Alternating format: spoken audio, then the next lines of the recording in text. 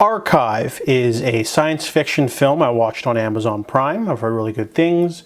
It was supposed to be released, but due to the pandemic, it was put online for VOD, and then I guess it got moved on to Amazon Prime. So I watched it.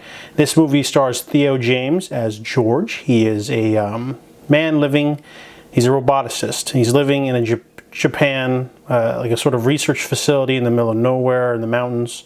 And he doesn't have any companions except for two robots. J1 is like a lumbering sort of prototype. J2 is like a whiny child, a little bit older, but he's making J3, which is supposed to be the pinnacle of AI. And he's using technology that he's not supposed to, because there's this thing called the archive units, where after one of your loved ones dies, they can basically put a piece of you in a machine, scan your brain, and you get to talk to them a little bit for a certain number of hours before you finally expire. A sort of, you know, having a goodbye after a goodbye. George is working on this facility, but there's mysterious things going on, such as drones flying by, there's a lot of corporate espionage stuff going on, and deadlines and things like that. And the movie has a lot of like stuff going on like that, and the flashbacks of his wife that's not there anymore. She's in the archive unit. But I think this movie had a really big fatal flaw. It seems to be a hodgepodge of all the other science fiction stories, like all of them. Like there's a little bit of Blade Runner in there, there's a little bit of Solaris, there's a little bit of I Am Mother, you know, there's a little bit of this, a little bit of that, corporate espionage stuff like you'd see in like a William Gibson book, and there's lots of stuff here and there. But there's nothing wrong with that, nothing wrong with homaging the great sci-fi classics, but if you're going to do that, you need to also have your own core story, and this movie doesn't feel like it has that. It kind of feels like it's blustering around for most of the runtime. The movie is almost 2 hours long.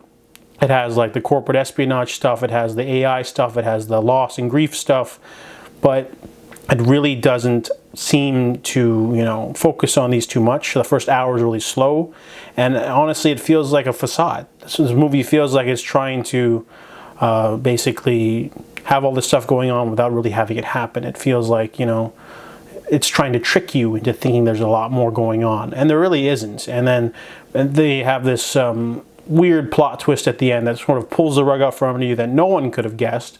And it just feels really cheap. It feels like an episode of The Twilight Zone stretched out into a 2-hour film. And it homages so many other movies like Machina and things like that.